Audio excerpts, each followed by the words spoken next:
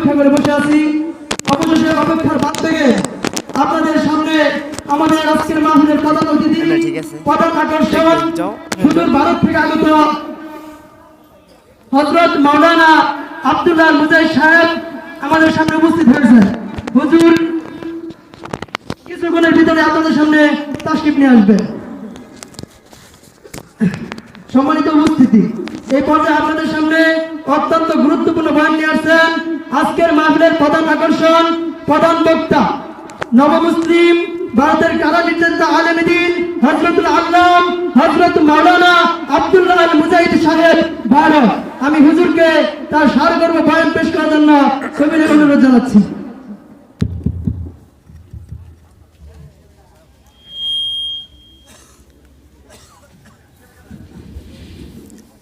আমি ধরতে বলছি তোমাকে, সেটিং করে নিচ্ছি আমি। হ্যালো হ্যালো, ইকো হালকা। হ্যালো, রিভাব আছে হালকা? আচ্ছা, মিক্সার আনো নাই? তো 2টা ভোল্টের যে কোনো একটা মিক্সার তোমার আনা উচিত ছিল, যেহেতু সাউন্ড বক্স নিয়ে আসছো। আচ্ছা, বেজ আছে? বেজ হালকা বেজ দাও। ঠিক আছে, আর ধরবা না। হ্যাঁ, সাউন্ড কিন্তু আর ধরবা না। হ্যালো, আসসালামু আলাইকুম ওয়া রাহমাতুল্লাহি ওয়া বারাকাতুহু। কেমন আছেন সবাই? ভালো আছেন? যুবক আছেন কারা কারা? হাত তোলেন তো। এই মাশাআল্লাহ, সবাই দেখি যুবক, হাত নামান। মুরব্বী ওহু কারা আছেন? হাত তোলেন তো। এই 2-4-5 জন। হ্যাঁ, আচ্ছা, হাত নামান। বিয়ে করেন নাই কারা কারা? হাত তোলেন।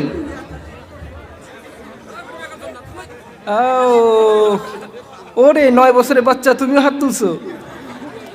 আচ্ছা, হাত নামান। মাশাআল্লাহ, 3টা তাকবীর হবে, 3টা তাকবীর হবে। দেখা যাক কার কণ্ঠের পাওয়ার কেমন। আজকের এই ময়মনসিংহের মানুষকে দেখাতে চাই আমরা যুবকরা কোনো অংশে কম না, ঠিক কিনা? হবে যুবক নাকি তোমরা সবার পরে করবা? আগে টার্গেট দেখো, আগে টার্গেট হোক। যারা বিয়ে করে ফেলাইছেন এরা যুবকের কাতারে আর নাই, ঠিক কিনা? পুরুষ 2 প্রকার, এক হচ্ছে বিবাহিত আর এক হচ্ছে মৃত, ঠিক কিনা? তো যারা বিয়ে করেছেন তারা একখান তাকবীর দেবেন, লিল্লাহে তাকবীর। ওকে, মাশাআল্লাহ। যারা মুরব্বী আছেন এইবার শুধু তারা তাকবীর দেবেন, লিল্লাহে তাকবীর। আচ্ছা, এইবার যারা বিয়ে করেন নাই গলার পাওয়ার দিয়ে বাপ মাকে বুঝায় দিতে হবে আব্বা বিয়ে করতে চাই। হ্যাঁ, রাজি আছেন? হ্যাঁ, বিয়ে করাতে অপরাধ নাই, বিয়ে করায় অপরাধ নাই বাবা, কিন্তু প্রেম করায় অপরাধ আছে, ঠিক কিনা? হ্যাঁ, বিয়ে করে ঘরে আকাশের চাঁদ নিয়ে আসেন, রাস্তার মোমবাতির দিকে আর চোখ যাবে না, ঠিক কিনা যুবক? এইবার সেই যুবক তার গলার পাওয়ার দেখাবে। রাজি হবে? কাশি কই? লিল্লাহে তাকবীর। সবাই একসাথে লিল্লাহে তাকবীর, লিল্লাহে তাকবীর। এই তাকবীর ধ্বনি যারা শয়তান আছে, মুরতাদ আছে, কাফের আছে, তাদের কলিজায় আগুন ধরিয়ে দেয়। এই তাকবীর শুনলে শয়তান পাদ মারতে মারতে দৌড় মারে। এজন্যই দেখবেন অনেকের বুকে এই তাকবীরের ধ্বনি সহ্য হয় না।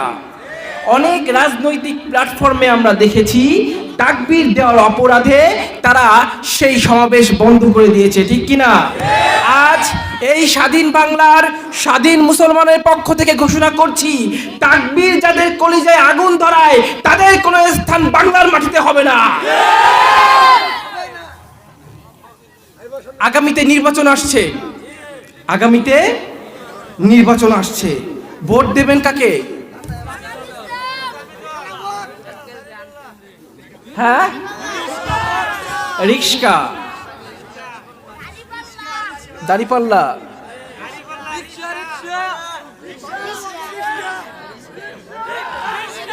সেদিনকে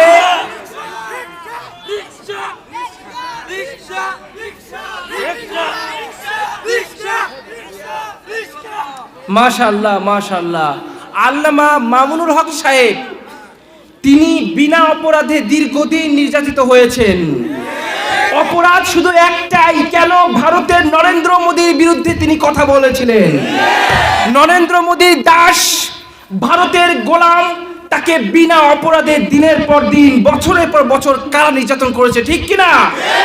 তিনি আজ আমাদের সামনে কোরআনকে হাতে নিয়ে ভোটে দাঁড়িয়েছেন, ঠিক কিনা মুসলমান? সময় এসেছে, এবার তাকে বিজয় ঘোষণা করতে হবে।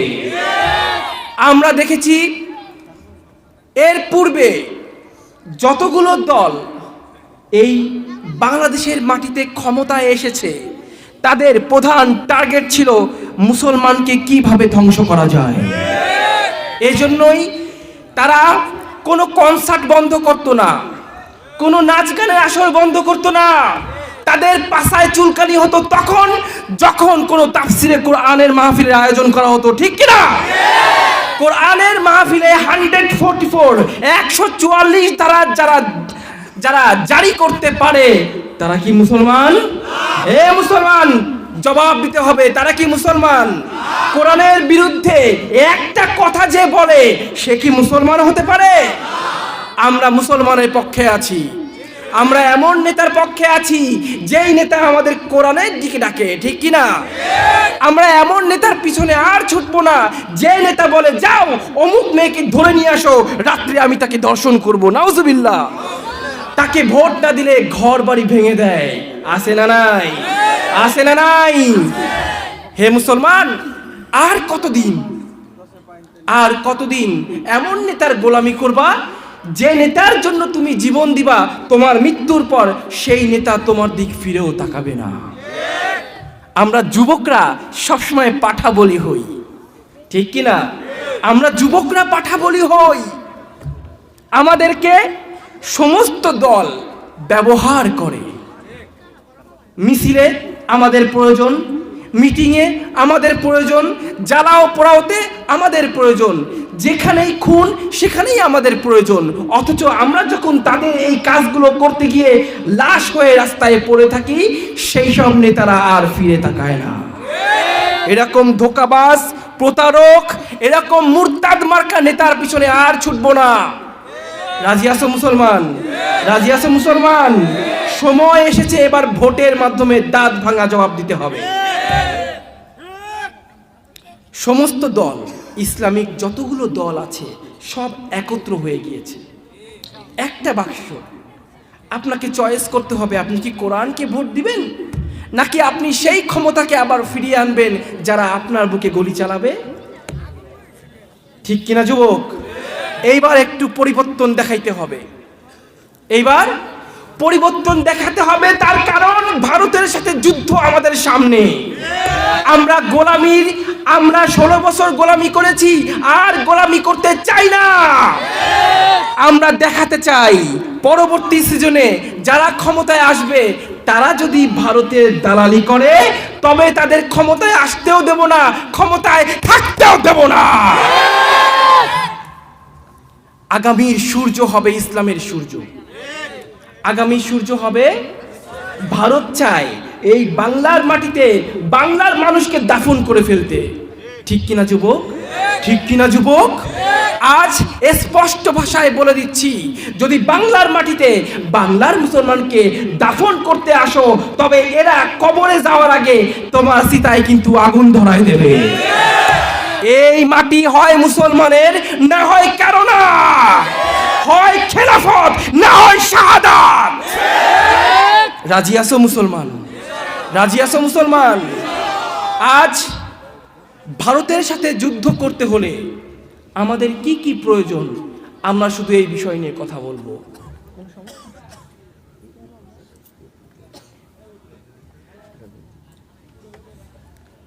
ভারতের সাথে যুদ্ধ করতে হলে আমাদের কি কি প্রয়োজন, আজ সেই বিষয়ে কথা বলবো। রাজি আছো মুসলমান? ভারতের সাথে যুদ্ধ কোনো রাজনৈতিক না, এটা মুসলমানের অস্তিত্ব রক্ষার একটা সংগ্রাম, ঠিক কি না? ভারতের সাথে আমাদের রাজনৈতিক কোনো সম্পর্ক নাই। তারা যদি আক্রমণ করে, আপনি যদি সেই আক্রমণকে প্রতিহত করেন, এটা কি রাজনীতি হবে? এটা কি রাজনীতি হবে? একটা সময় ছিল যখন মাহফিলে আমরা ইউসুফ জুলেখার কাহিনী বললেও রাজনীতি হয়ে যাইত, ঠিক কি না? কারণ মাহফিলটাকে বন্ধ করতে চাইতো তারা, ঠিক কিনা জোরে বলেন। হে মুসলমান, আজকে কিছু কথা আমি আপনাদের সামনে বলবো। আপনারা ভারতের সাথে যুদ্ধে যেতে পারবেন কিনা, আল্লাহ কবুল করবেন কিনা, কি ভুল আছে আপনার ভেতর, আর কিভাবে আল্লাহর কাছে কবুলিয়াত অর্জন করবেন, কবুলিয়াত অর্জন করে সেই জিহাদের ময়দানে যাবেন, এই সম্পর্কে জানতে রাজি আছেন সবাই? শেষ পর্যন্ত থাকবেন? চলে যাবেন কে কে হাত তোলেন তো? আপনি যাবেন কা? পানি দাও, খারাপ লাগছে। পিছনে দাঁড়ায় আছেন, বসেন না, এসে বসেন।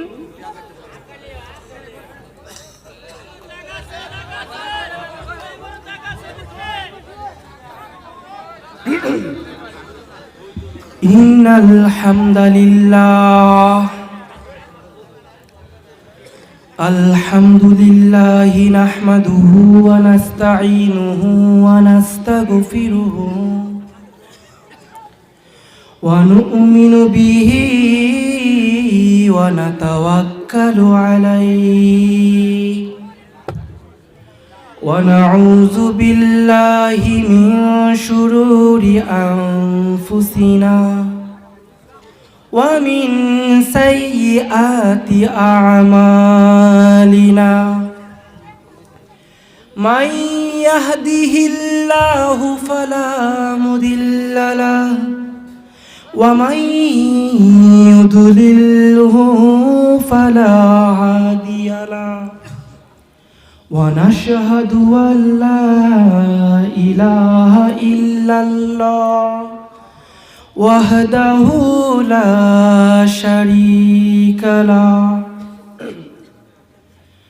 ওয়া নাশহাদু আন্না সাইয়্যিদানা ওয়া মাওলানা মুহাম্মদ সাল্লাল্লাহু তাআলা ওয়া আলা আলিহি ওয়া আসহাবিহি ওয়া বারাকা ওয়া সাল্লাম।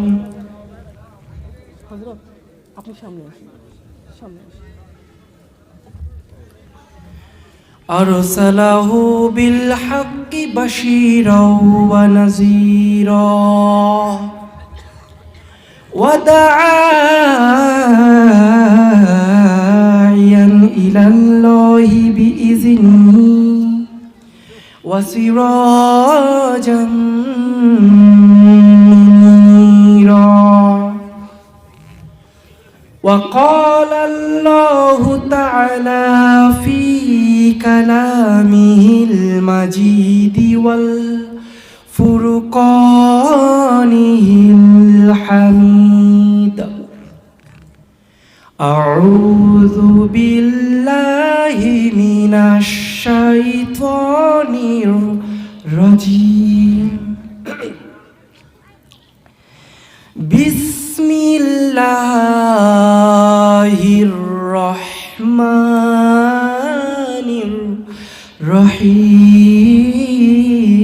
الرحيم يا أيها الذين آمنوا هل أدلكم على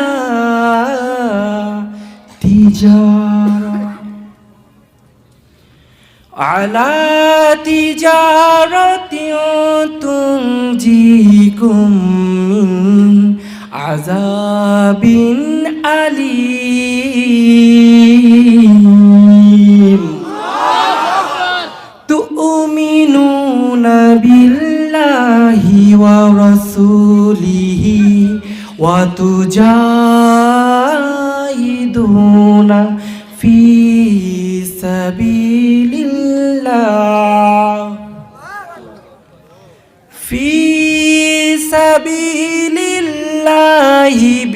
আমওয়ালিকুম ওয়া আনফুসিকুম যালিকুম খায়রুল লাকুম ইন কুনতুম তা'লামুন।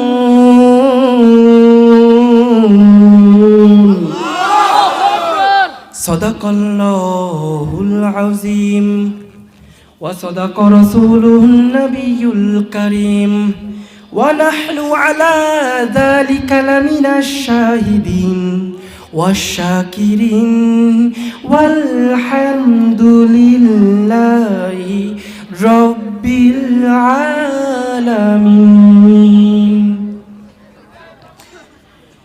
ভাই চলে আসেন না, জায়গা তো আছে, দাঁড়িয়ে আছেন কেন? চলে আসেন।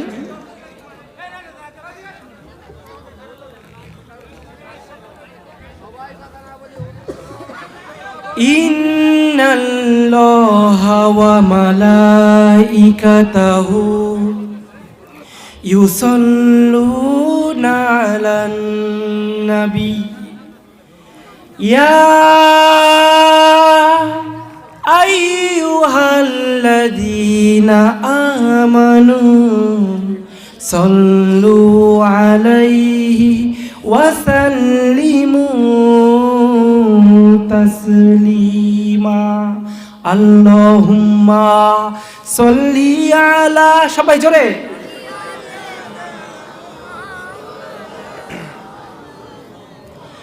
ওয়ালা আলি সাইয়্যিদিনা মাওলানা মুহাম্মাদ লা ইলাহা ইল্লাল্লাহ, জোরে, লা ইলাহা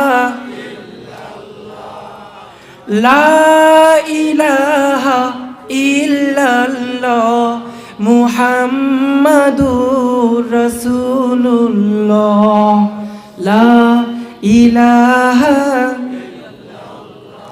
জোরে, লা ইলাহা। কোনো খালিক নেই তুমি ছাড়া, কোনো মালিক নেই তুমি ছাড়া, কোনো মাবুদ নেই তুমি ছাড়া, কোনো মাশুক নেই তুমি ছাড়া, ঠিক না?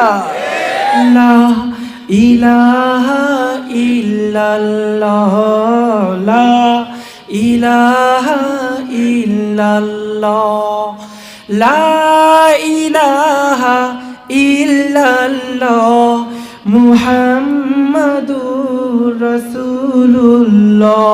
আওয়াজ নাই? জিকির করতে মন চায় না? হ্যাঁ, লা ইলাহা ইল্লাল্লাহ, জোরে, লা ইলাহা ইল্লাল্লাহ,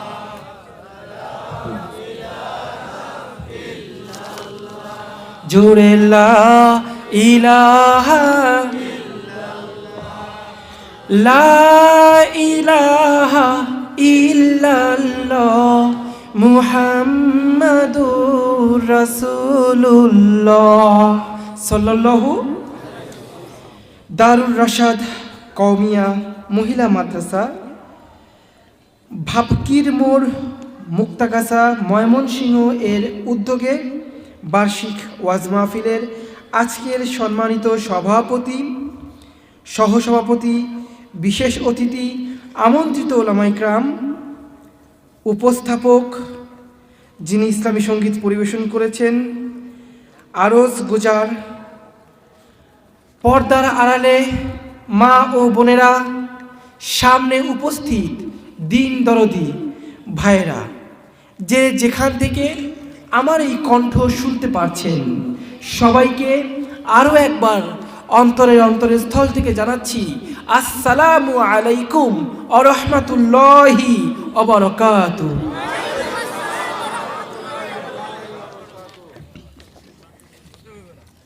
আমরা মুসলমান। আমরা কি মুসলমান? মুসলমান মানে কি? আত্মসমর্পণকারী। প্রতিটা সাবজেক্টে যে আল্লাহর কাছে আত্মসমর্পণ করে সেই হচ্ছে মুসলমান। সে হচ্ছে কি বাবা? মুসলমান। মুসলমান শুধুমাত্র গরু খাইলাম এর নাম না।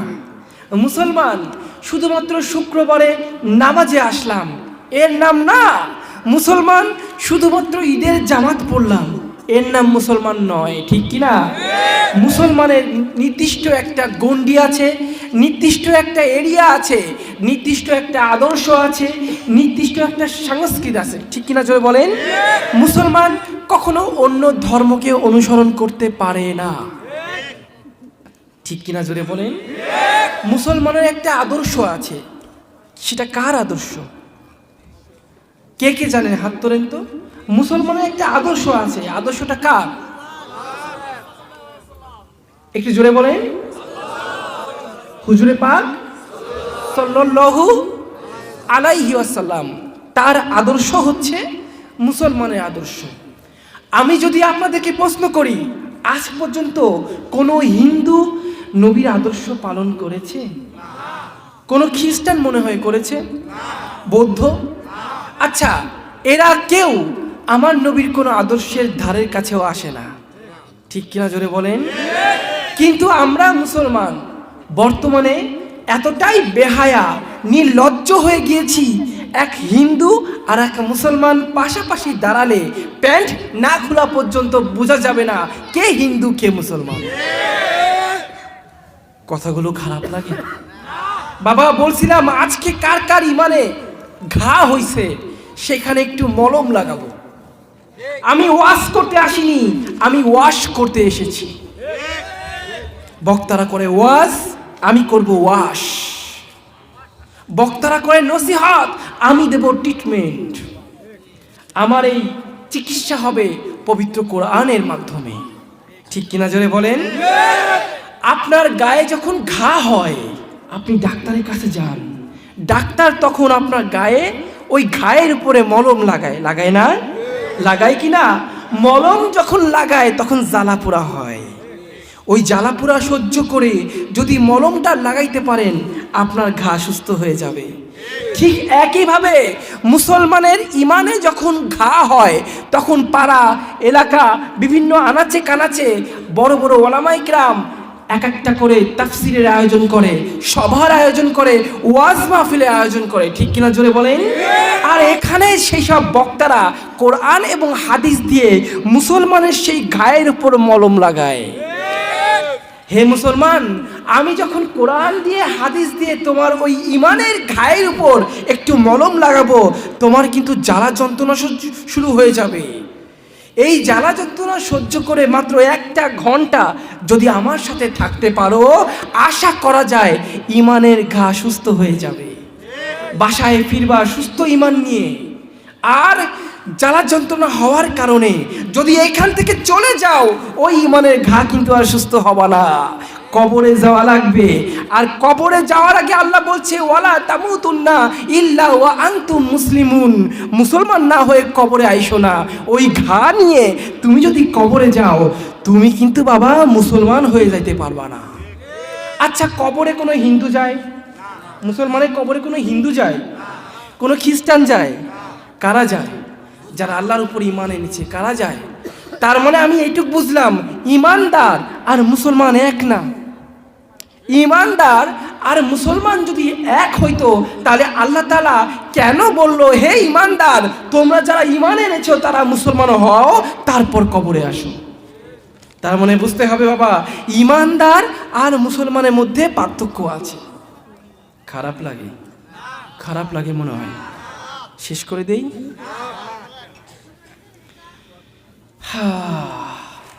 एहा हम सब मुसाफिर दिल ना लगा,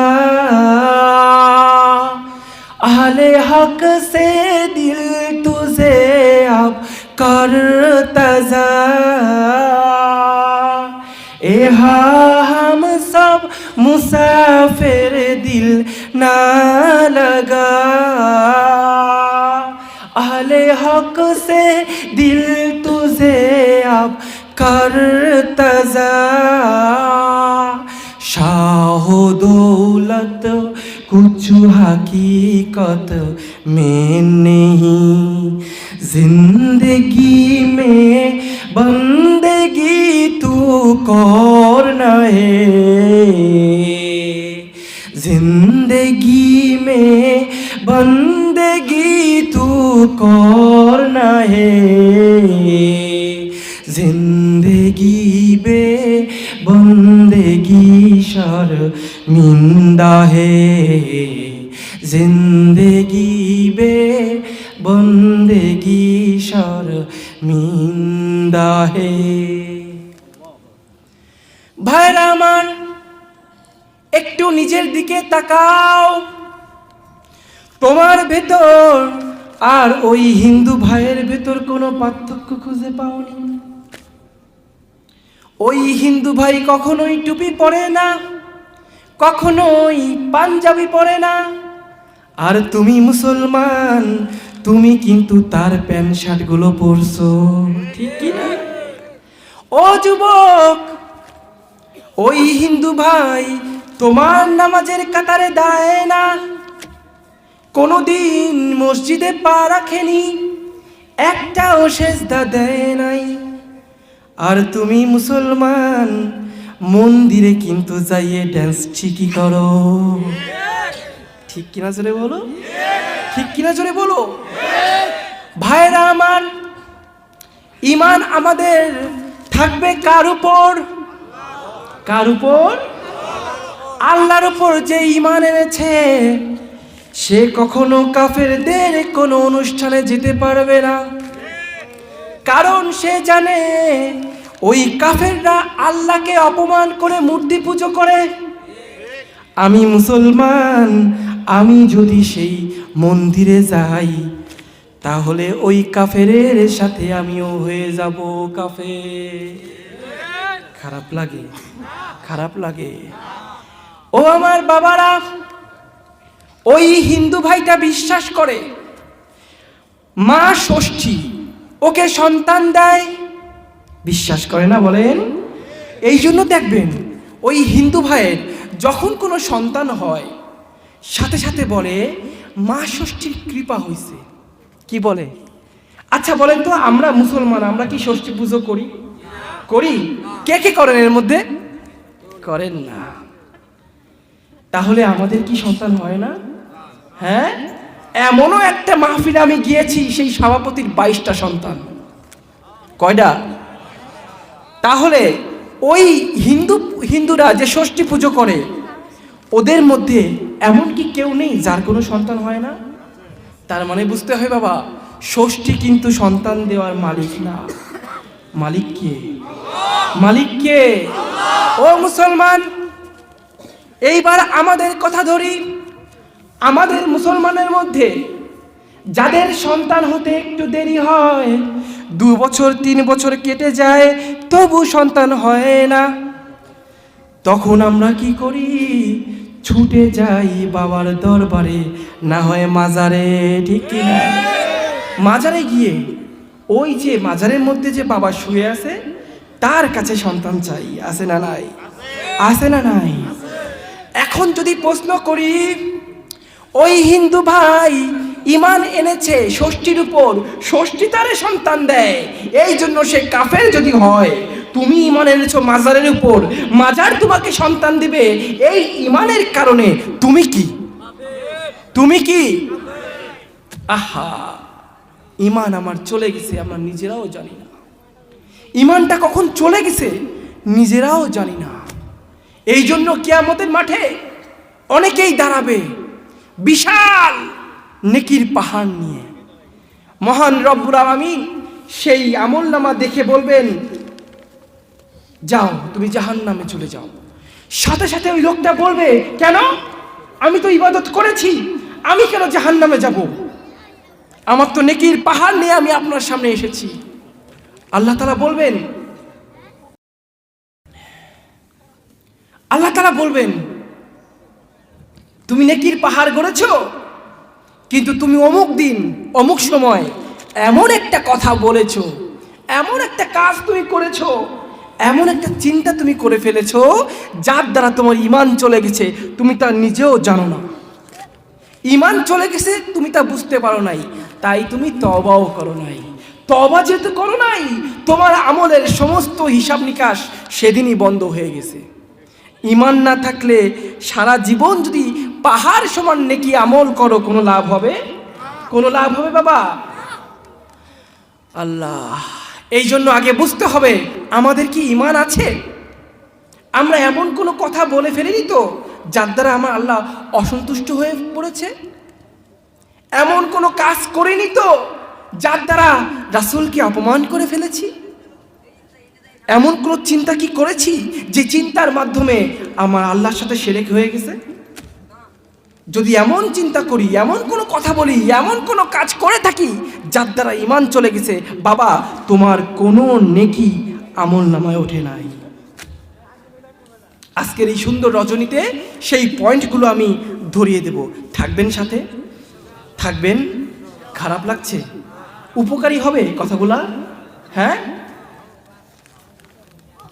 তাহলে বলছিলাম ওই হিন্দু ভাই ষষ্ঠীর উপর ঈমান আনার কারণে যদি কাফের হয়, তুমি আমি যদি মাজারের উপর ঈমান আনি, ওই বাবা আমাকে কি দিবে? সন্তান দিবে। মাজারের পীর সাহেব আমাকে সন্তান দিবে। যদি এমনটা চিন্তা করি, ওই হিন্দু ভাই কাফের, আমিও তুমিও কাফের। ঠিক কিনা? ঠিক কিনা? সন্তান দেওয়ার মালিক কে? সন্তান দেওয়ার মালিক কে? আল্লাহ। কলকাতায় একবার একটা মাজারে ঢুকেছি, কথা হবে না কোনো? এই ছেলে, কথা বলা যাবে না। একটা মাজারে ঢুকলাম, ন্যাংটা বাবার মাজার। মাজারের নাম কি? ন্যাংটা বাবার মাজার। যার যার খারাপ লাগতেছে চলে যান। মাজারের কথা বলার কারণে যার যার খারাপ লাগে চলে যান। যারা মাজারের ভক্ত না তারা থাকেন।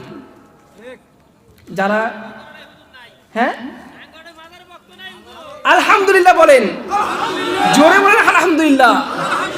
ব্রাহ্মণবাড়িয়ায় আছে, সিলেটেও পাইছি, বিশাল। ওরা দেখি, মানে আমি তো ওয়াজ শুরু করছি বিশাল আয়োজন নিয়ে, অসংখ্য মানুষ। যেই মাজারে গাই মারছি, আস্তে আস্তে লোক কমতে কমতে 3 ভাগের 2 ভাগ নাই। কমিটি কানে এসে কয়, হুজুর মাজার নিয়ে কথা কই না কেন? মাজার নিয়ে কথা কব না কেন? এনে সব মাজার ভক্ত। আমি কই যারা আল্লাহর ভক্ত তারা আছে, যারা মাজার ভক্ত তারা গেছে। ঠিক কিনা? আমি মাজার ভক্তের জন্য ওয়াজ করতে আসিনি, আমি আল্লাহর ভক্তের জন্য ওয়াজ করতে আসছি। এই ময়দানে যে থাকবে সে আল্লাহর ভক্ত, যে চলে যাবে যাক না, কোনো সমস্যা নাই। হাতে পায়ে ধরছি ওয়াজ শোনার জন্য, নাকি তুমি ওয়াজ শুনলে আমার বিশালই হয়ে যাবে? যান যান, কোনো সমস্যা নাই। শুধুমাত্র তারা থাকবে যার সাথে আমার আল্লাহর মুহাব্বত আছে, যে বিশ্বাস করে আমি মুসলমান, যে বিশ্বাস করে খয়রিহি ওয়া শাররিহি মিনাল্লাহি তাআলা, ভালো আর মন্দ কার পক্ষ থেকে হয়? কার পক্ষ থেকে হয়? আর যারা এটাকে বিশ্বাস করে না, জাস্ট গেট আউট। ঠিক কিনা মুসলমান? যারা দাঁড়িয়ে আছেন বসে পড়েন না, বসে পড়েন। সেই মাজারে গেছি, নামটা ল্যাংটা বাবার মাজার। আমি চিন্তা করি, কি ল্যাংটা বাবার মাজার, এত বড় আল্লাহর ওলি, কিন্তু আল্লাহ তারা একটু কাপড় দিল না। এ কিরকম আল্লাহর ওলি? একটু ঢুকলাম ভিতরে। ঢুকার পরে শুনতেছেন? হ্যাঁ, ঢোকার পরে দেখি মাথাটা বন বন বন বন করে ঘুরে। আমি চিন্তা করলাম কি ব্যাপার, আমি একজন আলেম মানুষ, কোনোদিন তো গাঁজা মাঞ্জা খাইনি, তা মাথা এরম ঘোরে কেন? আমি কেন টাল হয়ে যাচ্ছি? চারিদিক থেকে কি এমন ঘৃণা আসছে, আমি টাল হয়ে যাচ্ছি কেন? একটু দূরে তাকাই দেখি ঠিক মাজারের পাশে বসে একটা লোক, বিশাল বড় গোপ, বিশাল বড় দাড়ি, বিশাল বড় চুল, সমস্ত শরীরে কাপড় কোথাও নাই।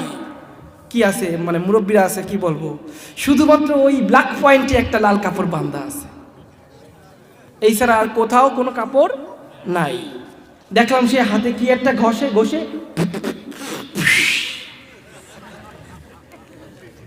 আমি চিন্তা করলাম, বুঝতে পারলাম বাবা কি খায়। বাবা কি খায় আমি চিন্তা করলাম এবং বুঝতে পারলাম। খেয়াল করে দেখলাম বাবা যখন উপরে হাত তোলে তার সুন্দরবনে বিশাল অবস্থা। তাহলে বান্দরবনের কি অবস্থা? হে মুসলমান, সুন্দরবনের যদি এই কাহিনী হয় তাহলে বান্দরবনের কি অবস্থা? সে নাকি আবার পীর সাহেব। সে কি? খাজার নামে মাজারে কইরা বারাহে যারা খাজার শান, দিনে করে ভণ্ডামি আর রাত্রে মারে গাঞ্জায় টান। খাজার নামে মাজারে কইরা বারাহে যারা খাজার শান, দিনে করে ভণ্ডামি আর রাত্রে মারে গাঞ্জায় টান। দাড়ি টুপি নেই রে খবর, আছে শুধু চুল, হাইগে মুইতে নেয় না পানি, সে আসে কে রাসূল। ভণ্ড পীরের মুরিদ যারা ওরা হলো সর্বহারা, ভণ্ড পীরের মুরিদ যারা ওরা হলো সর্বহারা, আমল সব ধ্বংস হবে, থাকবে না তাদের ঈমান। দিনে করে ভণ্ডামি আর রাত্রে মারে গাঞ্জায় টান, দিনে করে ভণ্ডামি আর রাত্রে মারে জোর হলো না? আরো জোরে। জোর হয় নাই, আরো জোরে। রাত্রে মারে গাঞ্জায় টান। এক লোক গেছে মাজারে, এক পীর সাহেব ওরকম বসে আছে, একই রকম অবস্থা। তার ডান হাতে গাঞ্জা, বাম হাতে মদের বোতল। কি বাবা? ডান হাতে গাঞ্জা, বাম হাতে মদের বোতল।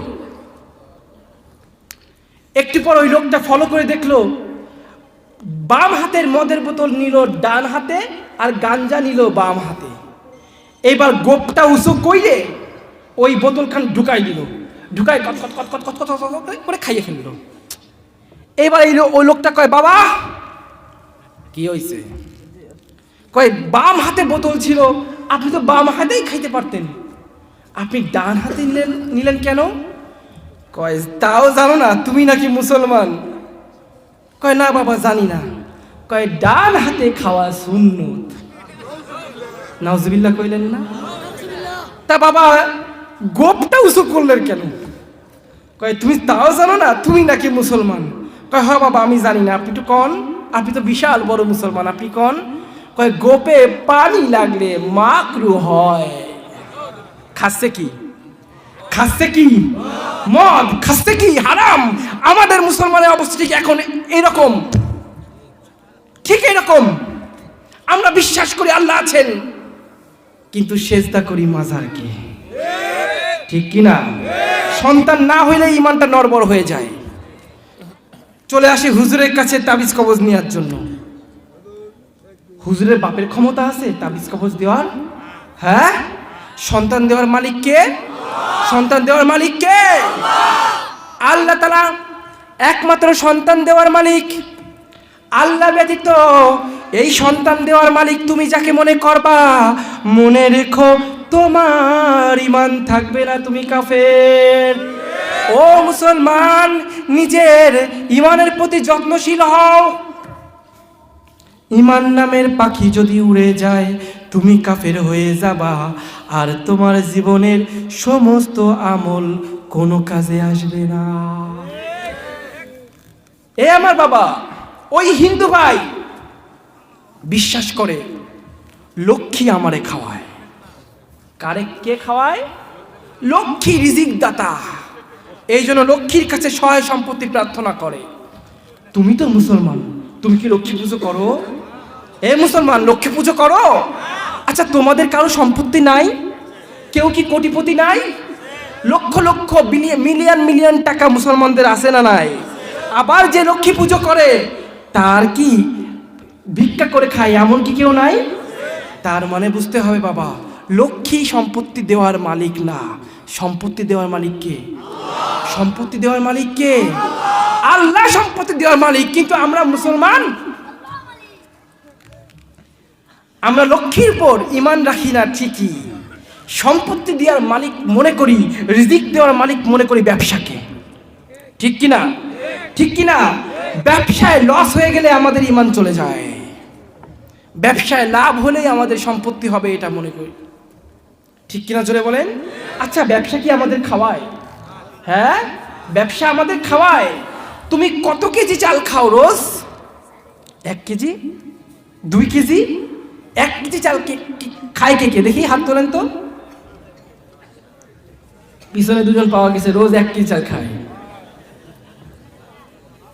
ভাই তোমার তো দেখে মনে হয় তুমি 1 পোয়া খাইতে পারো না।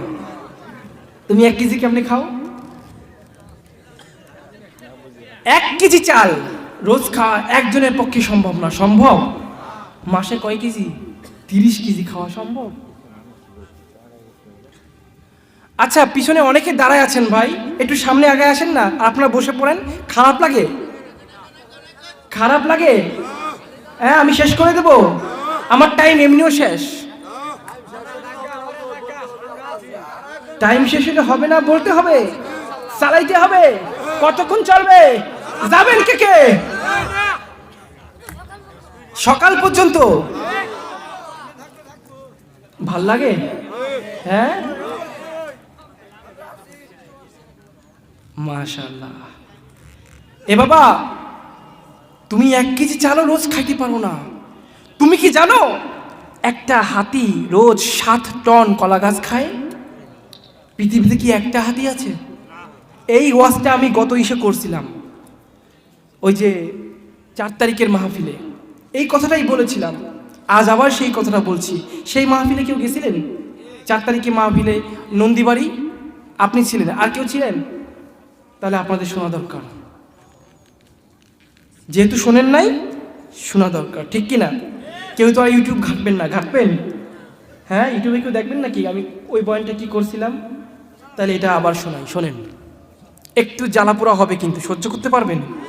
তওবা করতে হবে কিন্তু, তওবা করে বাসায় ফিরতে হবে কিন্তু বাবা। তওবা করতে কে কে রাজি আছি? যুবক হাত তোলো।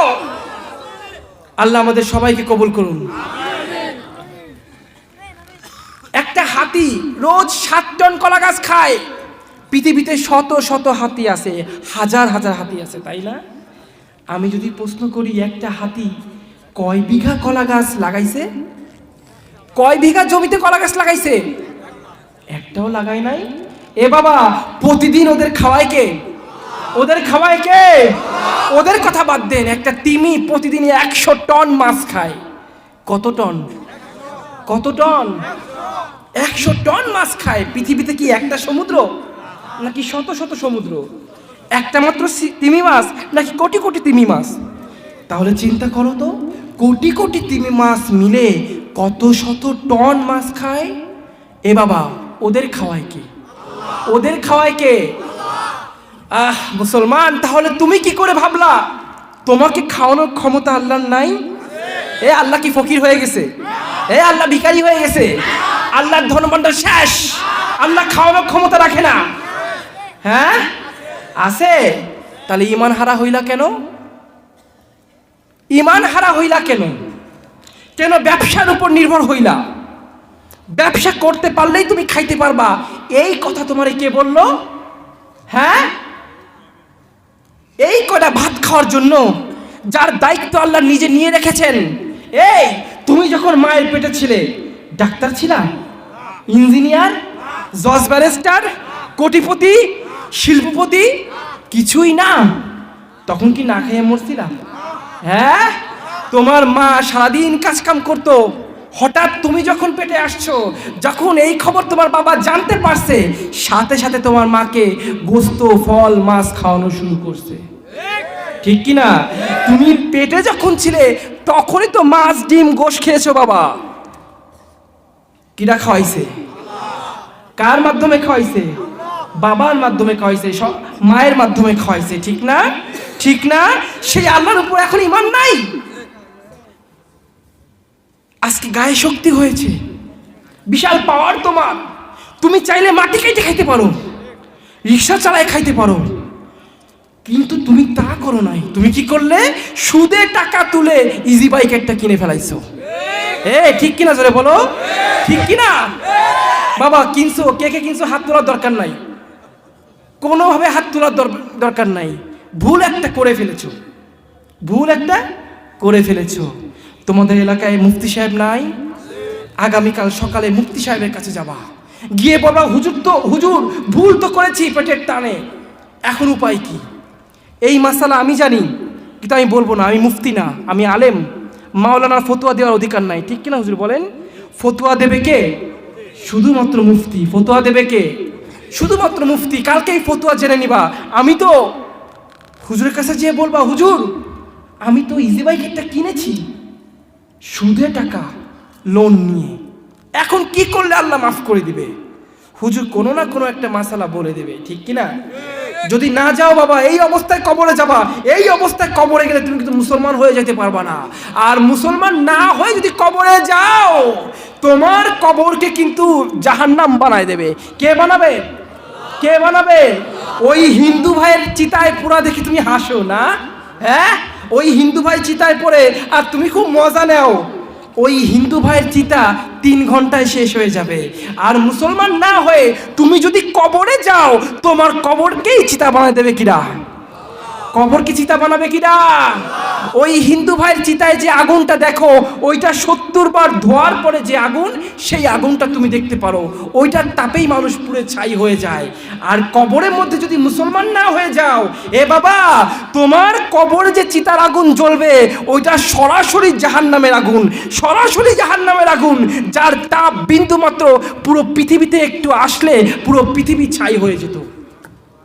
ওই চিতার আগুন তোমার জ্বলবে। কবরে যাওয়া লাগবে না? হে মুসলমান, কবরে যাওয়া লাগবে না? কবরে যাবে না? কে কে হাত তোলো তো। বর্তমান মুসলমানের হাবভাব দেখে মনে হয় এরা আর কবরে যাবে না।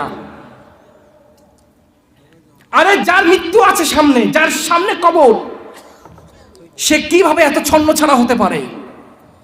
কিভাবে আল্লাহ এবং রাসূলকে উঠতে বসতে অপমান করতে পারে? সুদ খাওয়া যে হারাম, এইটা পেটের বাচ্চা যে সেও জানে না? জানা তো আর না। হ্যাঁ, সুদের বয়ান শুনে নাই এমন কেউ আছে? তারপরেও সুদ তুলে তুমি ওই ইজি বাইকটা কিনে ফেলাইছো। এমনও হতে পারে বাবা, সুদের টাকা দিয়ে তুমি ইজি বাইক কিনেছো, রাস্তায় গেছো, একটা ট্রাক তোমাকে পিষে মাইরে চলে যাবে। হয় না? দেখেন না রাস্তাঘাটে যুবকরা কেমনে মরে? এই যুবকদের কি এমন মৃত্যু হওয়ার কথা ছিল? যুবকরা তো ইসলামের খুঁটি, যুবকরা জিহাদের সৈনিক, যুবকরা আল্লাহর সৈনিক, যুবকরা নবীর সৈনিক। সেই যুবক আজকে রাস্তাঘাটে কুকুর বিড়ালের মতো মরছে। চারিদিকে তাকায় দেখো, ফাঁসিতে ঝুলে মরল কে? তোমার মতো যুবক। রাস্তাঘাটে আগুনে পুড়ে মরল কে? তোমার মতো যুবক। গাড়ির নিচে পিষে মরল কে? তোমার মতো যুবক। চারিদিকে যেন যুবকের মৃত্যুর খেলা। তার মানে বুঝতে হবে, যুবক, তোমার উপর আল্লাহ রাগ হয়েছেন, আল্লাহ রেগে গিয়েছেন। আল্লাহ নিজেই চায় না তোদের মতো যুবক পৃথিবীর বুকে থাক। এই জন্য কিভাবে ছোট্টখাট্ট ওসিলা দিয়ে মাইরে ফেলাচ্ছে। হঠাৎ করে যদি মৃত্যু হয়, কালেমা আসবে বাবা? কালেমা আসবে? আসো তওবা করি, তওবা করি। আস্তাগফিরুল্লাহ, আস্তাগফিরুল্লাহ। মনের অজান্তে যদি কোনো ভুল করি, ইয়া রব আমাকে মাফ করে দাও, আমাকে মুসলমান সৈনিক হিসেবে কবুল করো। সুদ এত বড় নিকৃষ্ট গুনাহ। আমার নবী বলেন, যদি কেউ 1 টাকা সুদ খায়, সে নিজের মায়ের সাথে 42 বার জিনা করলো। নাউজুবিল্লাহ কইলেন না? নাউজুবিল্লাহ কইলেন না? সুদ এত বড় হারাম। তোমাকে যদি একটা ঘরে আটকায় রাখে দিনের পর দিন, তুমি যদি না খেয়ে মৃত্যু শয্যায় থাকো, সেই অবস্থায় তোমাকে যদি কেউ শুয়োরের গোশত রান্না করে দেয়, শুয়োর খাওয়া কি জায়েজ আছে? মুসলমান, জায়েজ আছে?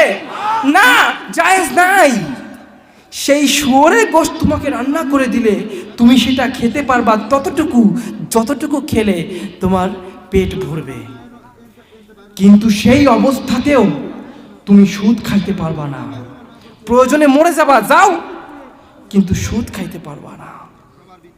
সুদের লোন নিয়ে যারা বাড়ি করেছি, সুদের লোন নিয়ে যারা জমি কিনেছি, সুদের লোন নিয়ে যারা গাড়ি কিনেছি, যারা ব্যবসা করছি, খোদার কসম, তোমাদের কোনো ইবাদত আল্লাহর কাছে কবুল হয় না। কোনো ইবাদত কবুল হয় না। তওবা করো মুসলমান, তওবা করো, কারণ পৃথিবী ধ্বংস হতে বেশি বাকি নেই।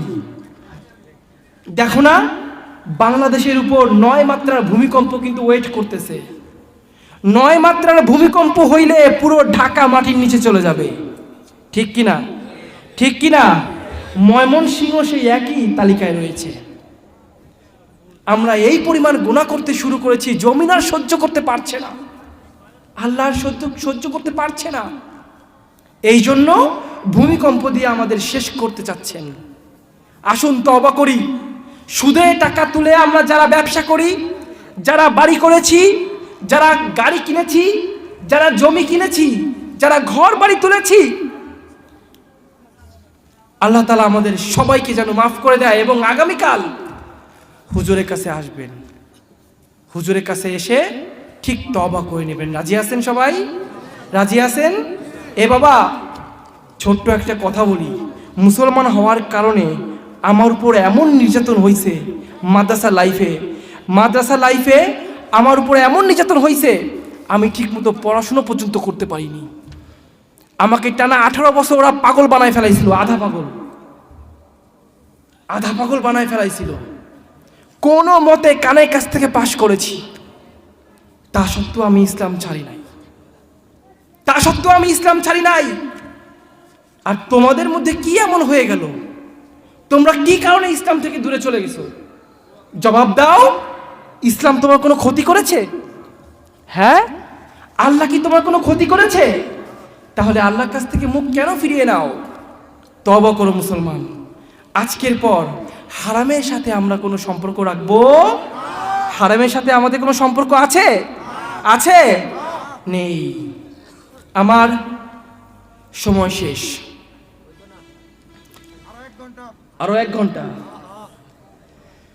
अल्लाह जिंदगी में बंदगी तू करना है। परीक्षा अन्य कोनो आलेम के कोई जिंदगी में बंदगी तू करना है, जिंदगी बे बंदगी शर्मिंदा है। दुनिया में हो दुनिया का तलबगार न हो, बाजार से गुजार हो खरीदार न हो। दुनिया में हो दुनिया का तलबगार न हो, बाजार से गुजार हो खरीदार न हो। ए दुनिया के मिसले कागज फूल है, जिंदगी में बंदगी तू करना है, जिंदगी बे बंदगी शर्मिंदा है, जिंदगी बे बंदगी शर्मिंदा है। উপরটা উর্দু। আরবি থেকে ভয় পাইছিলাম, আমি আরবিতে ভালো ছাত্র ছিলাম না। আজকে আপনাদের সামনে দাঁড়িয়েছি, আল্লাহ যতটুকু সম্মান দিয়েছে কেন জানেন? এখানে তলবে ইলম কে আছেন? ছাত্র কে আছেন? সবাই ছাত্র, অধিকাংশ ছাত্র। স্কুল কলেজের ছাত্র তো আছেন না? কলিজা এবার ফাইটে যাবে, আমাকে আল্লাহ কেন কবুল করছে জানেন? হ্যাঁ, এই যে আমার শায়েখ এখানে আছেন।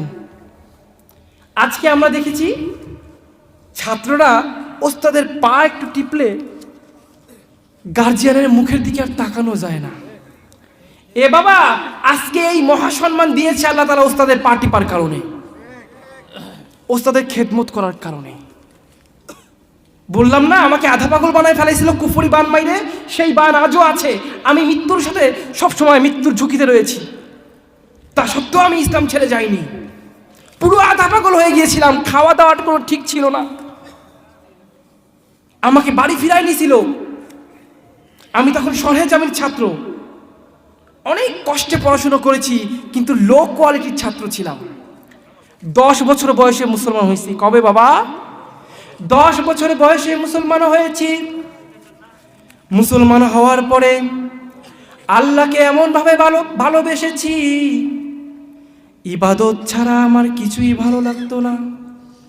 বাবা আমি কোরআন শরীফ ছুঁয়ে বলতে পারবো 10 থেকে 11 এই 1 বছরের মধ্যে আমি আল্লাহর অলির কাতারে পৌঁছাই গেছিলাম। এত পরিমাণ জিকির, এত পরিমাণ নামাজ, এত পরিমাণ রোজা আমি রাখা শুরু করেছিলাম ছোটবেলাতেই। আমি আল্লাহর অলি হয়ে গেছিলাম। আমি যখন ছাত্রদের সাথে মিশতাম তখন দেখতাম ছাত্ররা কেউ সবসময় জিকির আজগার করে না। আমি তো সবসময় জিকির আজগার করি, হয় পড়াশুনো না হয় জিকির আজগার, ফাও কোনো আড্ডা আমার নাই। এমনভাবে ইবাদতকে আঁকড়ে ধরলাম যে কুফরিবান মারলে মানুষ সাথে সাথে মারা যায়, ওই কুফরিবান আমাকে ধরতে টানা 9 বছর লাগাই দিছে। কয় বছর? ধরতে পারে নাই। এত ইবাদত ছিল আমার, এত পাওয়ারফুল ইবাদত। তুমি নামাজ পড়ো, তোমার তবু সুদ খাওয়া বন্ধ হয় না। আর আমি নামাজ পড়লে, 1 ওয়াক্ত নামাজ পড়লে পরের ওয়াক্ত কোনো ফাও একটা কথা বলতেও মন চাইতো না। সবসময় জিকির আর জিকির। আল্লাহর উপর রাগ হইতো, আল্লাহ জোহরের নামাজ পড়েছি তো আসর এত দেরি কেন হয়? এমন মুহাব্বত সৃষ্টি হয়ে গিয়েছিল। ইবাদতের একটা স্বাদ আছে যে উর্দু আমি একসময় টানা মুখস্থ বলতে পারতাম, সেই উর্দু আজ দেখেও পড়তে পারি না। এমন নির্যাতন হয়েছে আমার সাথে। যে আরবিতে ফার্স্ট ছিলাম, কোরআন তেলাওয়াতে প্রথম হয়েছিলাম সেই ছোটবেলায়, সেই আরবি পড়তে গেলে আজকে আমার জবান থেকে রক্ত বের হয়ে আসে। ওই যে কুফরিবান মারছে, আপনি কি জানেন এই কুফরিবান এখন ঘরে ঘরে? আপনার ভালো আপনার বড় ভাইও সহ্য করতে পারবে না। আপনি ব্যবসা ভালো করছেন, আপনার বড় ভাই বা যে কোনো আত্মীয় ওই কুফরি বান মেরে আপনার ক্ষতি করে দেবে। আছে না নাই? হ্যাঁ, আপনার মেয়ের বিয়ে হচ্ছে না, একটু খোঁজ নিয়ে দেখেন, কেউ হয়তো বান মারছে, এই জন্য বিয়ে হচ্ছে না। এই কুফরি বান এখন ঘরে ঘরে। যেসব মুসলমান তোমরা যারা কুফরি বান করো আর যারা কুফরি বান মারো, সবগুলো মুশরিক, সবগুলো মুশরিক। কেন জানো? কুফরি জিনিসটা কি জানো? শয়তানের ইবাদত। ইবাদত হবে শুধু আল্লাহর, এই ছাড়া পৃথিবীতে কোনো ইবাদত নাই। আল্লাহ ব্যতীত তুমি যার ইবাদত করবা সেটাই শয়তানের ইবাদত। আমার বাবা একজন তান্ত্রিক, তিনি কুফরি বানটা আমাকে মারছে, কিন্তু আমাকে ধরতে পারে নাই। আমার আমল এমন ছিল, 1 নম্বরে যারা ওস্তাদ ছিলেন আমি তাদেরকে শ্রদ্ধা করতাম, তাদের খেদমত করতাম। 2 নম্বরে আমি কিতাবকে মহব্বত করতাম। ছাত্র ভাই, যে কোনো কিতাব যখন পড়তে বসবা, দরুদ শরীফ পড়ে আগে বুকে জড়ায় ধরবা, রুহের সাথে কিতাবের কানেকশন তৈরি করবা। কার সাথে? কার সাথে? রুহের সাথে কানেকশন হবে।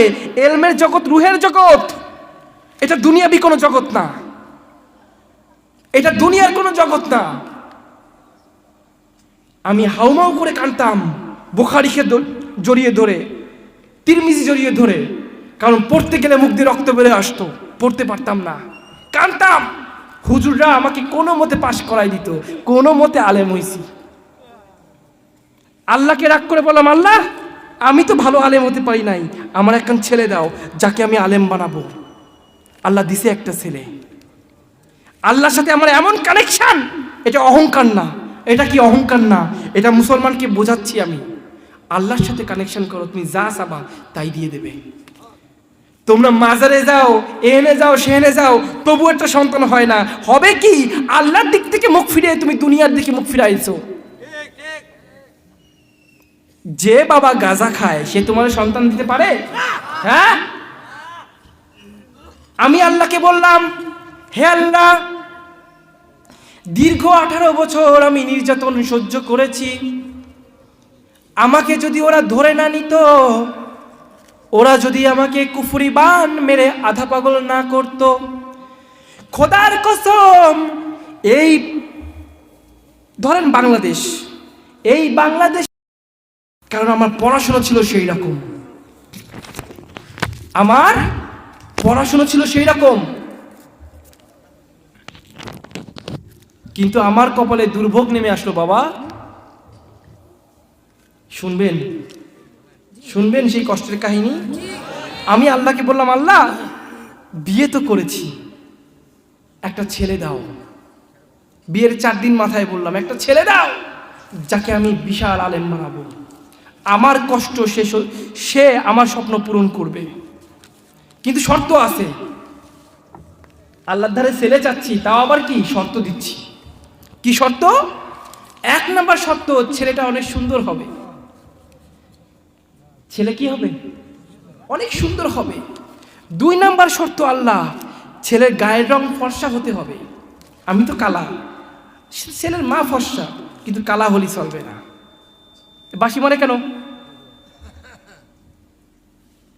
3 নাম্বার শর্ত, ছেলে যেন কান্নাকাটি না করে, আমার রাতে যেন ঘুম ডিস্টার্ব না হয়। 4 নাম্বার শর্ত, এই ছেলে মায়ের পেটে যে কয়দিন থাকবে মাকে যেন কোনো ডিস্টার্ব না করে। 5 নাম্বার শর্ত, সে যেন আপনার ওলি হয়ে জন্ম নেয়, আপনার ভক্ত হয়ে জন্ম নেয়। কারণ ওকে আমি কুরবানি গরু দিলাম আছে না, তোমার রাস্তায় কুরবানি করার জন্য আমি আনতেছি। সুবহানাল্লাহ কইলা না?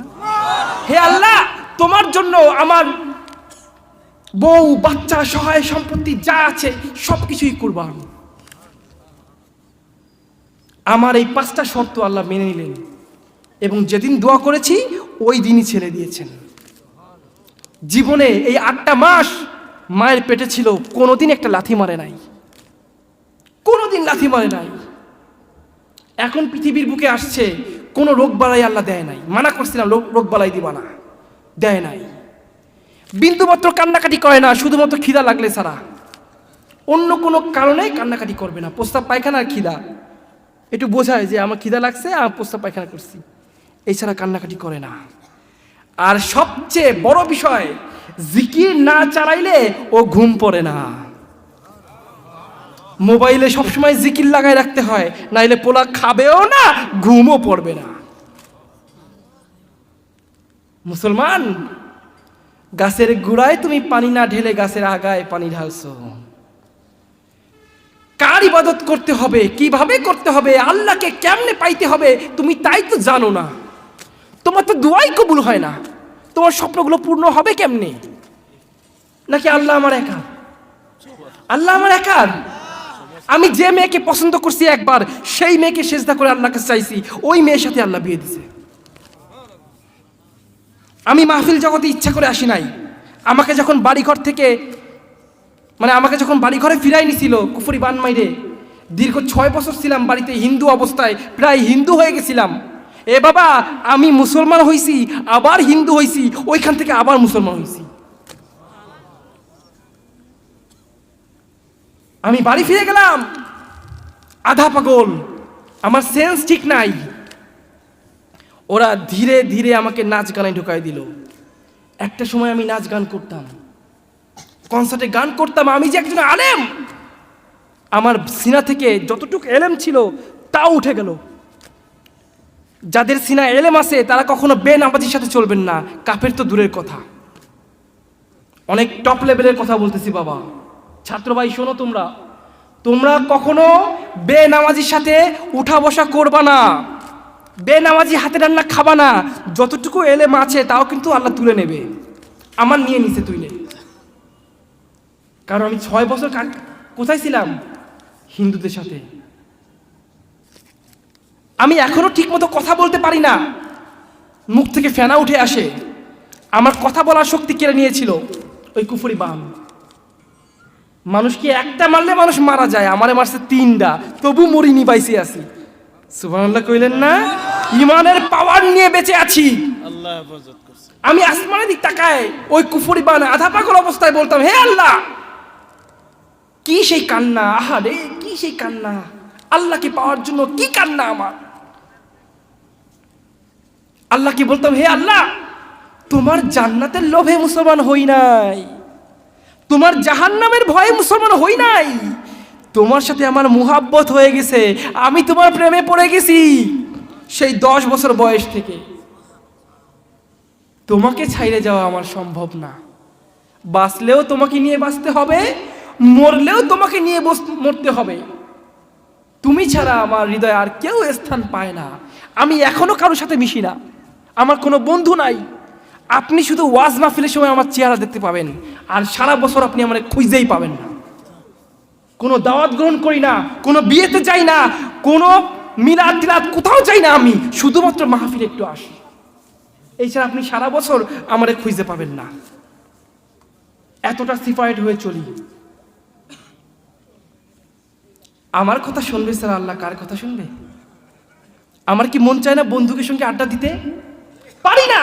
যখন 4-5টা বন্ধু একত্রিত হয়, কথায় কথায় তারা আল্লাহর সাবজেক্ট বাদ দিয়ে দুনিয়াবি সাবজেক্ট শুরু করে দেয়, ঠিক কি না?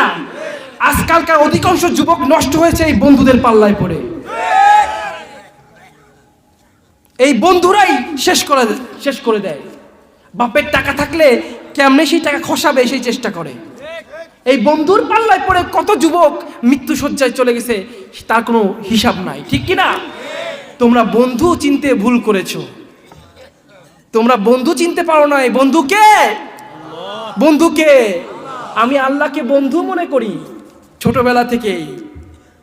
ছোটবেলা থেকেই জিকিরের পাগল ছিলাম বাবা। এমন জিকির করতাম মুখে ফেনা চলে আসতো। একসময় খিদা লাগতো না। আপনি অতিমাত্রায় জিকির করলে আপনার খিদা লাগবে না। হাদিসের ভাষ্য অনুযায়ী আপনার খিদা লাগবে না, কারণ জান্নাতি খাবার আপনার পেটে চলে আসবে। আমার খিদা লাগতো না। যে দোয়া করব হুজুর, সাথে সাথে সেটা কবুল হয়ে যাইতো। ছোটবেলায় আমি ভয়তে দোয়া করা বন্ধ করে দিলাম, কারণ চাওয়া মাত্র পাওয়া এটা দুনিয়ার কোনো নিয়ম না, এটা জান্নাতের নিয়ম, ঠিক কিনা? আমার তাকওয়া এমন ছিল, আমি যা চাই যদি তাই পাই, তাহলে কিয়ামতের মাঠে যদি আল্লাহ প্রশ্ন করে তুই যা চাইছিস তোর আমি তাই দিছি, আজকে তুই কি চাইস? বাবা আমি তাকওয়ার কথা বলছি, এটা সবার জন্য প্রযোজ্য না, এটা সবাই না। আগে আল্লাহ ওয়ালা হন, মুখে জিকির তোলেন, সিগারেট বাদ দিয়ে মুখে জিকির তোলেন। যে আল্লাহকে একটা কথা বললে সে আল্লাহ আমার কথা শোনে, ঠিক ওই আল্লাহই আপনার কথা শুনবে। কনসার্টে দাঁড়িয়েছি নাচ গান করার জন্য, ঠিক ওই মুহূর্তে আজানের ধ্বনি আমার কানে চলে আসলো, আল্লাহু আকবার, আল্লাহু আকবার। এই যে আজানের ধ্বনি আমার কানে আসলো, আমি তখন হিন্দুদের সাথে মিশে হিন্দু হয়ে গেছি। গিটার একটা হাতে নিয়ে আসমানের দিকে তাকায় অনেকটা কষ্ট পেয়ে আল্লাহকে বললাম, তুমি না আমার আল্লাহ, তুমি না আমার মাসুক, আমি না তোমাকে ভালোবেসে সব ছেড়ে দিছি, 18 বছর অত্যাচার সহ্য করেছি, তাহলে আজকে আমার এই অবস্থা কেন? আমি একটা আলেম হয়ে আমার এই অবস্থা কেন? তোমার ক্ষমতা নাই আমাকে ফিরায় নেওয়ার? হে আল্লাহ, আমি তো তোমাকে ছাইরে যাই নাই, তুমি কেন আমাকে ছেড়ে যাচ্ছ? অনেকটা মুহাব্বত নিয়ে, কষ্ট নিয়ে, অভিমান নিয়ে আল্লাহকে বললাম। আল্লাহ তাআলাও আমাদেরকে অভিমান নিয়ে এমন কথা বলেছে, ইয়া আইয়ুহাল ইনসান মা গররাকা বিরব্বিকাল কারীম। কতটা অভিমান নিয়ে আল্লাহ তাআলা বলেছেন, হে মানুষ, কি কারণে তুমি তোমার রবের দিক থেকে মুখ ফিরায় নিলে? এই একই কথা আমি আল্লাহকে বললাম, হে আল্লাহ, কি কারণে তুমি আমার দিক থেকে মুখ ফিরায় নিছো? আমি তো মুখ ফিরাইনি। তোমার লজ্জা হয় না নিজেকে মাবুদ বলে দাবি করতে? এটা কিন্তু কুফরি কথা, আপনারা কেউ বলবেন না। কিন্তু আমি তখন আধা পাগলের মতো অবস্থা। আমার জন্য আমি কি বলতেছি আমার সেন্স ঠিক ছিল না, কিন্তু আল্লাহ তো এই কথাটা তার সেন্টিমেন্টে লাগছে, ঠিক কিনা? আপনি যখন অন্তর থেকে কষ্ট পেয়ে কোনো তওবা করবেন, সেই তওবা সঙ্গে সঙ্গে কবুল হয়ে যাবে। আপনার দীর্ঘ শ্বাস, দীর্ঘ নিঃশ্বাস তওবাকে কবুল করাই দেবে। এমন কোনো ক্লাস নাই আমি মাইর খাই নাই, পড়া পারতাম না, দাঁড় হয়ে থাকতাম, তবুও মাদ্রাসা সাইডে যাই নাই। অপমানে, লাঞ্ছনায়, বঞ্চনায় আমার প্রতিটা দিন কাটতো। বুখারীর ক্লাসে সবার পিছনে আমি দাঁড়িয়ে থাকতাম, হাদিসের ইবারত পড়তে পারতাম না, পড়াশোনাই তো করি না। এমন কোনো কিতাব নাই আমার চোখের পানি সেই কিতাবে পড়ে নাই। আজকে যে সম্মান আল্লাহ দিয়েছেন ওই কিতাবের দোয়ার কারণে দিয়েছেন। আজকে যে সম্মান দিয়েছেন ওস্তাদের পা টিপার কারণে সম্মান দিয়েছেন। আজকে যে সম্মান আমি পেয়েছি এটা আল্লাহকে মুহাব্বত করার কারণে পেয়েছি। কনসার্টে দাঁড়ায় যখন আমি চিৎকার করে অন্তর থেকে মনে মনে চিৎকার করে বললাম, এই তওবা আল্লাহর কবুল হয়ে গেল। তওবা আল্লাহ কবুল করে ফেলছে। আমার জীবনে তওবা কবুল। 18টা বছর কত কেঁদেছি। মা হারা সন্তান যেভাবে মাকে খুঁজে বেড়ায়, আমি আল্লাহকে ভালোবেসে ঠিক আমার অবস্থা এমন হয়েছে। আমি দুনিয়ার কোনো লোভ লালসায় মুসলমান হই নাই। মানুষ প্রথমে নবীর পরিচয় পায়, তারপর আল্লাহর পরিচয় পায়। আমার আগে আল্লাহর সাথে মোহাব্বত হয়েছে, তারপর নবীর সাথে হয়েছে। আমাকে কালেমা পড়িয়েছেন স্বয়ং নবী স্বপ্নে এসে। আমার সঙ্গে যে এইসব ঘটবে সেটা স্বপ্নে আমাকে জানাই দেওয়া হয়েছিল ছোটবেলায়, কিন্তু আমি ভুলে গেছিলাম, মনে ছিল না। তারা যখন আমাকে অকথ্য অত্যাচার করেও ফিরাই নিতে পারলো না, একের পর এক বান মেরে ফেলার চেষ্টা করতে লাগলো। ব্রাহ্মণ আমি, কি বাবা? ব্রাহ্মণ, হিন্দু ধর্মের সব থেকে উচ্চ বংশ। হ্যাঁ, বামুন না, ব্রাহ্মণ, সর্বোচ্চ উচ্চ বংশের। তাও হিন্দু ধর্মের 4টা বংশ, সর্বোচ্চ বংশ হচ্ছে ভরতদাস, আর সেই ভরতদাস বংশের চক্রবর্তী আমি। সেইখান থেকে মুসলমান হওয়া এত সহজ না। আজ পর্যন্ত খ্রিস্টান ধর্মের পাদ্রী, বৌদ্ধ ধর্মের ফাদার, হিন্দু ধর্মের ব্রাহ্মণ, যারাই মুসলমান হয়েছে, তাদের ঘাড়ের উপর আল্লাহ তাআলা ইসলাম প্রচারের দায়িত্ব দিছে। কারণ এদের কাজ ধর্ম টিকিয়ে রাখা, ধর্মের প্রচার করা। সে যদি হিন্দু হয় তার কাজ হিন্দু ধর্ম প্রচার করা, সে খ্রিস্টান হইলে তার কাজ খ্রিস্টান ধর্ম প্রচার করা, আর সে যদি মুসলমান হয়ে যায় তার কাজ ইসলাম প্রচার করা। আমি তো আল্লাহকে বললাম, আল্লাহ আমার তওবা কবুল করে নিলেন। ওই একই রাত্রে বাসায় ফিরে গেলাম, গিটারটা ভেঙে ফেললাম। 52,000 রুপি গিটারের দাম, ভেঙে ফেললাম। গিটারটা ভাঙার পরে নিয়াত করলাম, আর আমি গান বাজনা করব না, মরি বাঁচি আমি আবার ইসলামের জন্য আল্লাহর দিকে আমি ছুটে চলে যাব। তওবা করতে করতে কাঁদতে কাঁদতে ঘুমায় পড়লাম। ওই রাত্রে স্বপ্নে দেখি বিশাল বড় মাহফিলের প্রধান বক্তা হয়ে আমি ওয়াজ করতেছি। আমার যোগ্যতায় আমি এখানে উঠতে পারি নাই। एक वक्त था जब मेरे दिल में मेरे रब के जो प्यार है वो समा गया, लेकिन दिन ब दिन मेरे हाल ऐसा हो गया जैसा कि हम हकीकत में मुस्लिम नहीं, सरासर हिंदू ही हो गया। উর্দুতে কথা বলতে পারতাম, ফার্সিতে কথা বলতে পারতাম। শেষ করে দেব। হেলালি সাহেব বয়ান করবেন? আপনি আধা ঘন্টা থাকলেন আরো আধা ঘন্টা, কিন্তু আমি চলে গেলে জনগণ থাকবে? আমি আরো 2 ঘন্টা করলেও থাকবে, 5 ঘন্টা করলেও থাকবে। কারণ এখন মানুষের মোহাব্বত হচ্ছে আল্লাহর সাথে, মানুষের অন্তর এখন কান্না শুরু করছে। এখন কি উঠবে না? এখান থেকে উঠবে নাকি? এই চোখে পানি আসতেছে না? এই বাবা অন্তর কাঁদতেছে না? এই তো মোহাব্বত তৈরি হচ্ছে। আমার নবী বলে, শেষ জামানায় যদি কেউ সত্যিকারের মুসলমান হয় তুমি তার সাথে হাত মিলাইও। আরে ও সাহাবীর সমতুল্য, বুখারীর হাদিস, ও সাহাবীর সমতুল্য।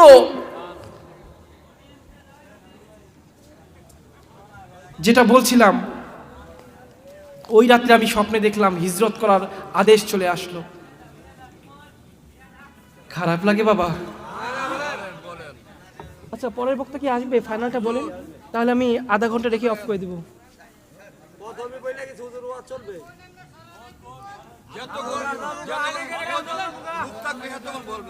কালকে 2টা মাহফিল ঈশ্বরগঞ্জ, সেখানেও প্রধান বক্তা, না গেলে সমস্যা আছে। খারাপ লাগে বাবা? খারাপ লাগে? আধা ঘন্টা শেষ করে দেব। জিন্দেগি একে प्यास बनकर रह गई, जिंदगी के प्यास बनकर रह गई, प्यास बुझाने के लिए हम मर रहे, हम वफा करके भी तन्हा रह गए, हम वफा करके भी तन्हा रह गए, दिल के आरमां आंसू में बह गए, दिल के आरमां आंसू में बह गए। এই দুনিয়ার পাগল হয়ে গিয়েছি, রবের দিক থেকে মুখ ফিরিয়ে নিয়েছি। এই দুনিয়ার ওফাদারি হওয়ার কারণে আমার আল্লাহ আমার থেকে দূরে সরে গেছে, আমার দুয়াটাও তিনি কবুল করে না। যেই নবীর উম্মতকে আমার আল্লাহ এত ভালোবাসেন, তিনি আমাদের উপর এমনভাবে রাগান্বিত হয়েছেন, এমনভাবে অসন্তুষ্ট হয়েছেন, তিনি পথে ঘাটে আমাদের এমনভাবে মেরে ফেলছেন, মরার আগে তওবাটাও মুখে দিচ্ছেন না। ও যুবক, আর কবে তোমার চোখ খুলবে? তোমার হৃদয়ে সবার জন্য মুহাব্বত। তুমি মাকে ভালোবাসো, বাবাকে ভালোবাসো, বন্ধুকে ভালোবাসো, দুনিয়ার সবাইকে ভালোবাসো, কিন্তু তোমার হৃদয়ে আমার আল্লাহর কোনো স্থান হলো না। তোমার হৃদয়ে আমার আল্লাহর বিন্দু মাত্র কোনো ঠাঁই হলো না।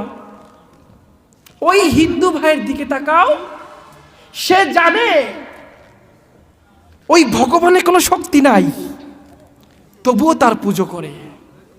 কেন করে জানো? সে তাকে ভালোবাসে, সে তাকে কি ভালোবাসে। তুমি মুসলমান, তুমি কি জানো না আল্লাহ তাআলা মহাশক্তিশালী, তিনি যা ইচ্ছা তাই করেন? তা সত্ত্বেও তোমার হৃদয়ে আল্লাহর জন্য কোনো মুহাব্বত নেই। তুমি যদি আল্লাহকে মুহাব্বত না নিয়ে কবরে যাও, তোমার কবরটাকে জাহান্নাম বানায় দেবেন কে? কে বলেন? আল্লাহ। এই জন্য দুটো পায়ে পড়ছি। আমি 1.5 ঘন্টা কথা বলে ফেলেছি। 1.5 ঘন্টায় কোরআন হাদিস আমি খুব একটা বলি নাই, কিন্তু যে কথাগুলো বলেছি খুব ওয়েটফুল। যদি মানতে পারো বাবা, তোমার তওবার দরজা কে খুলে দেবেন? মুহাব্বত হবে কার সাথে? আল্লাহর সাথে। পেটের ধান্দায় পড়ে হারাম কাজ কইরো না।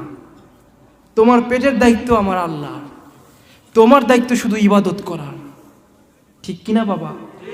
সুদ থেকে দূরে থাকো, ঘুষ খেও না, এমন কোনো কথা বা কাজ বলো না, করো না যার দ্বারা তোমার ঈমান চলে যাবে। কারণ প্রথম শর্ত আল্লাহ তাআলা বলছেন, তোমাদেরকে এমন একটা ব্যবসার কথা বলবো যে আয়াত আমি তেলাওয়াত করেছি। এখানে আল্লাহ তাআলা বলছেন, তোমাকে এমন একটা ব্যবসার কথা বলবো যেটা করলে তুমি জাহান্নামের আগুন থেকে রেহাই পাবে। কি সেই ব্যবসা?